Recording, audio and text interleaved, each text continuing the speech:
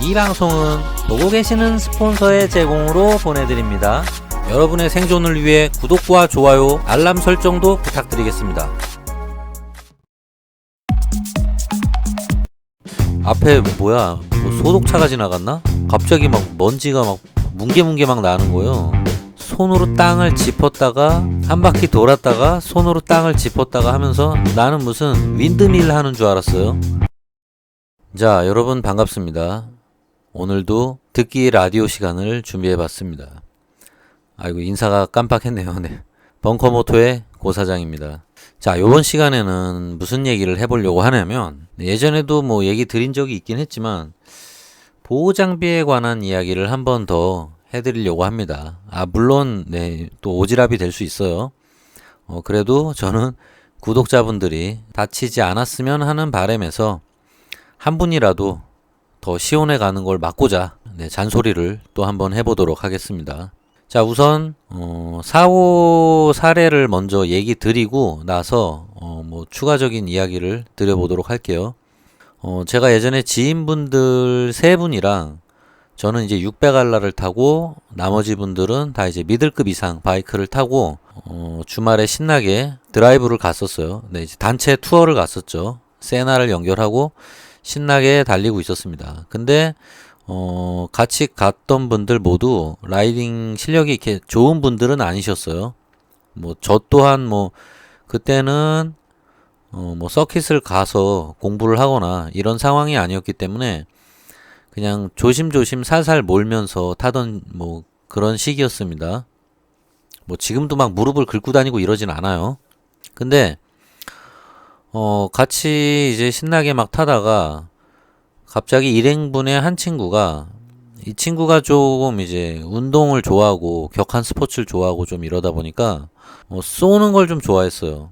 그래서 이제 계속 제가 살살 타라고 살살 좀 걱정이 되더라고요. 저는 이제 성격상, 그리고 벌써 라이딩 경력이 10년 정도 된 상황이었기 때문에 600알라를 타면서도 항상 쏘지는 않았습니다. 항상 리스크가 있는 곳에서는 절대 땡기지 않았었고요. 근데 이 친구는 이제 막 바이크에 이제 막 미들급에 올라가서 한참 막 신나게 땡기던 친구라서 몇 번 사고 날 뻔한 블랙박스 영상도 막 보여주고 이랬어요. 그래서 제가 니 그러다 훅 간다 조심해라 막 이런 얘기를 했었습니다. 뭐 불법 유턴한 차랑 부딪힐 뻔했는데 간반의 차이로, 물론 이제 운동신경이 좋아서 그래요. 이 친구 같은 경우는 운동신경이 워낙 좋아서 아마 둔한 사람이었으면은 정면 충돌을 할 뻔했는데 이 친구는 또 잽싸게 피하더라고요. 어쨌건 과속을 안 하면은 그럴 위험도 없기 때문에 제가 이제 과속하지 말라고 누누이 얘기를 했었습니다. 근데 이제 산골짜기 와인딩 코스로 접어들어서 다들 신나게 이제 꼬부랑길을 막 즐기고 있었어요. 근데 그 친구가 갑자기 앞에서 막 가더니 갑자기 앞에서 무앙 하더니 흙먼지가 내 앞에 갑자기, 저는 앞에 뭐야 뭐 소독차가 지나갔나? 갑자기 막 먼지가 막 뭉게뭉게 막 나는 거예요. 그래가지고 무슨 뭐 가스탄이 터진 줄 알았어. 근데 알고 봤더니 그 친구가 슬립을 한 거예요, 코너에서. 근데 거기가 이제 모래가 갓길 쪽에 많이 깔려있는 숲길이었기 때문에 또 한참 더운 한여름이었습니다.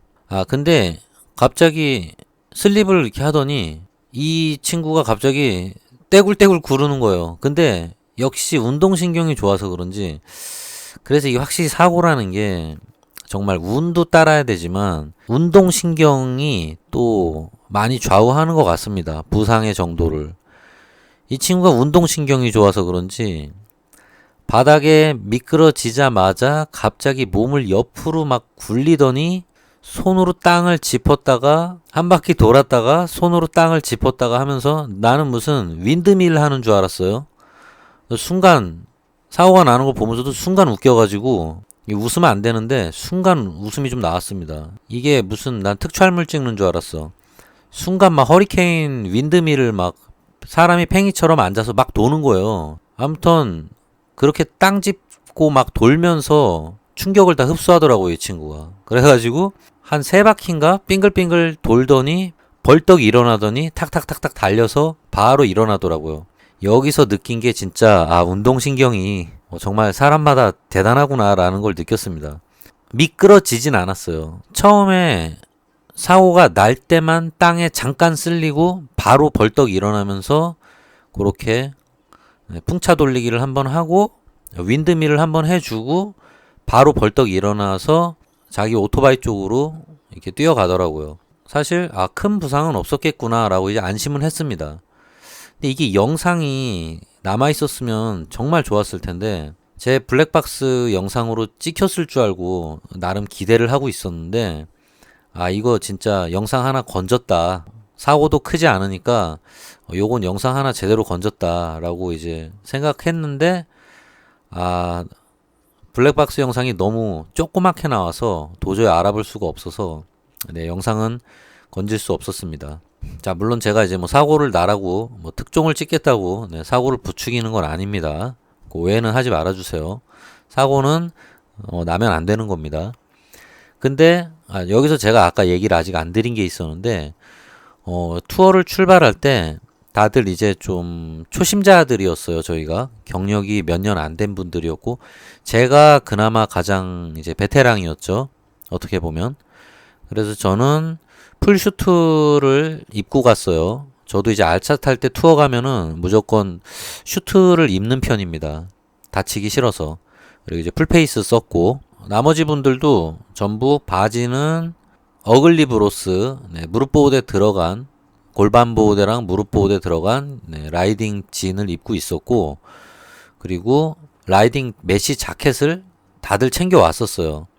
근데 일행이 전부 4분이었는데 나머지 2분은 날씨가 덥다고 라이딩 자켓을 벗어서 탑박스에다가 넣어놓은 상태였고 방금 얘기했던 풍차 돌리기 한 친구는 그래도 이제 안전장비는 항상 꼭 챙기는 친구예요. 예전부터 운동을 많이 해서 안전장비의 중요성은 항상 중요하게 생각하는 그런 친구라서 그래서 메쉬 자켓을 입고 있는 상태였습니다. 코미네 제품이었을 거예요 아마.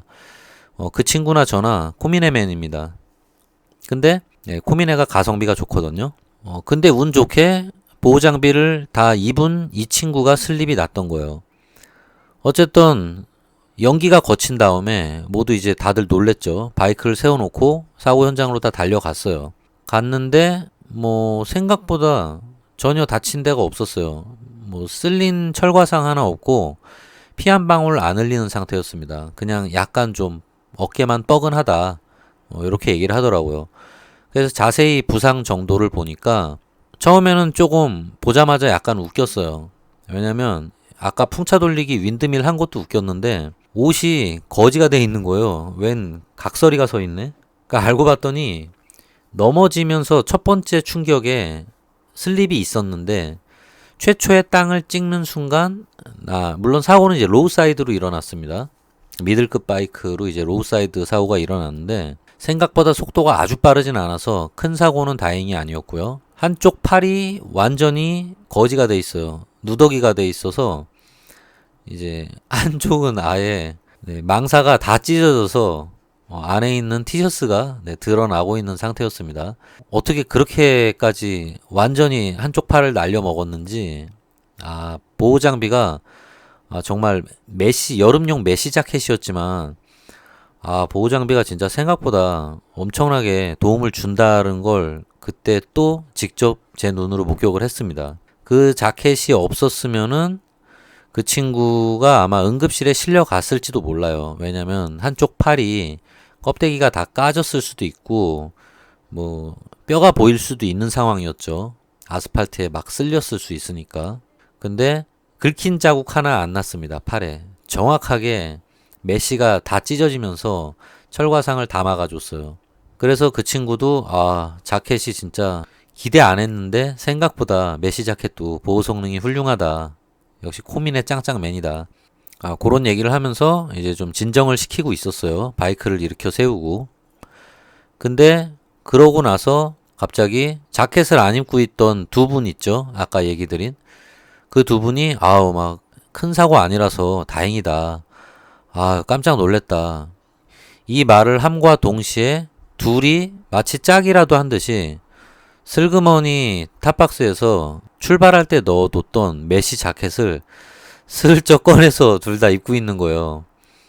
그게 어찌나 웃기던지. 그러니까 본인들도 이제야 현실을 안 거죠. 아, 자켓 안 입었다가는 진짜 좀 망하겠구나. 그거를 직접 보고 나서야 이분들이 위기감을 이제 인지한 거예요. 아, 진짜 입어야겠구나. 더워도 참자. 그래서, 네, 이게 좀 웃겼는데, 그러니까 사람이라는 게 눈앞에서 사고를 목격하거나 아니면 직접 당해봐야지, 현실적으로 받아들인다는 거예요. 물론, 저도 그랬고요. 저 역시 예전에 얘기 드렸지만, 줌머 탈 때는 보호 장비를 제대로 안 했어요. 물론 그때도 무릎 보호대는 하고 다녔습니다. 하지만 뭐 그때는 워낙 제가 돈도 없던 어린 시절이었기 때문에 라이딩 자켓 같은 거는 좀 살 엄두가 안 났었어요. 그리고 풀페이스도 비싸서 못 사고 그냥 네, 오픈 페이스를 싼 걸로 쓰고 다니던 시절입니다. 그때 처음에 썼던 오픈페이스는 브랜드도 없는 이상한 싸구려 제품이었어요. 워낙 돈이 없었기 때문에 뭐 그러다가 나중에 이제 밥 헬멧으로 OGK 밥으로 바꾸긴 했었죠. 자, 어쨌든 그래서 저도 그때는 보호대를 제대로 안 하고 그리고 장갑도 안 끼고 있었어요. 참 미련했죠, 어릴 때는. 그래서 예전부터 아는 동생이 형, 딴 건 몰라도 헬멧이랑 장갑은 꼭 끼세요 라고 얘기를 하더라고요. 왜냐면 그 동생도 마찬가지였는데 자기가 이제 스쿠터를 타보니까 아주 작은 슬립 사고로도 일단 사람이 땅을 손으로 먼저 짚기 때문에 손바닥이 크게 찢어진다는 거예요. 장갑을 안 끼면. 정말 싸구려 목장갑이라도 끼라고 그러더라고요, 저한테. 그거라도 어쨌건 끼면은 손이 찢어지는 부상을 최소화시킬 수 있다고.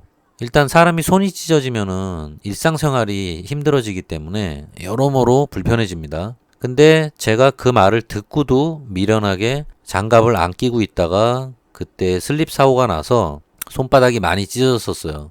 그래서 저도 이제 몇 달 동안 메디폼 붙여가면서 네, 고생을 했었습니다. 다행히 오른손이 아니라 왼손이 찢어져가지고 뭐 회사에서 일하는 데는 큰 지장은 없었어요. 게다가 또 제가 업무가 제 직업이 컴퓨터로 그림을 그리는 직업이라 손 다치면은 저 굶어 죽습니다. 네, 굶어서 시온에 가는 수가 있기 때문에 저한테는 아주 치명적이에요. 자, 어쨌든 그래서 그런 사고가 있었고 뭐 간단하게 그 사고가 왜 났는지도 짧게 얘기를 드릴게요. 그거 관련해서도 나중에 추가로 수다를 좀 떨어드리겠습니다. 코너링에 관련해서. 자, 이제 이 친구가 왜 사고가 났는지를 한번 물어봤는데 상황은 이랬습니다. 이 친구가 이제 막 쏘는 맛에 재밌게 바이크를 타다가 코너에서도 그냥 빠르게 땡겨 본 거예요. 근데 생각보다 갑자기 깊어진 코너가 나타난 거죠. 어찌할 바를 모른 거예요.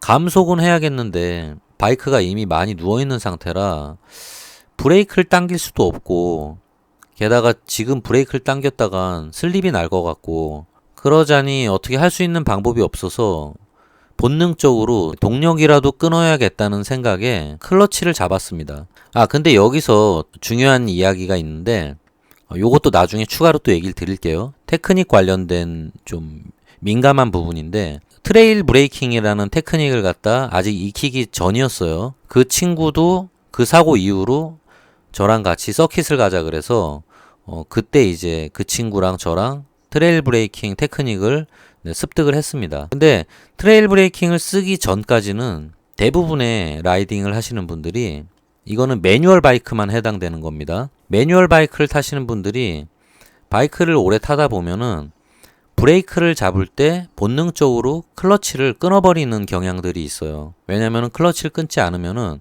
브레이크를 잡다가 이제 속도가 줄어들 때 시동이 꺼질 수가 있기 때문에 본능적으로 브레이크를 잡는다와 동시에 클러치를 끊는다. 이게 공식화돼 있어요. 그래서 몸이 반사적으로 브레이크를 잡을 때 동시에 클러치를 끊어버립니다. 근데 이렇게 되면은 문제가 뭐냐면 트랙션이 날아가 버려요. 한순간에. 그래서 그 친구도 어떻게든 브레이크라도 살짝 잡아 보려다 보니까 본능적으로 클러치를 잡아서 동력을 끊어버린 겁니다. 그러니까 바이크가 더 트랙션을 잃어버려서 그대로 슬립을 해버린 거예요. 균형을 못 잡고. 트랙션이라는 게 코너에서 트랙션이 없어지면은 바이크는 대부분 슬립을 하게 됩니다. 뭐 그나마 내리막에서 속도라도 있으면은 조금 덜 할 수 있는데 기본적으로는 트랙션이 날아간 상태에서는 코너를 제대로 돌 수가 없습니다. 특히 기울어져 있는 상태에서는 더 심각해져요. 뭐 어쨌든 일단은 짧게 여기까지만 얘기 드리겠습니다. 얘기가 좀 길어질 수 있어서. 그래서 그 친구는 그런 이유로 해서 순간 놀래서 동력을 끊어버리는 바람에 그대로 바이크가 슬립을 해버린 거예요.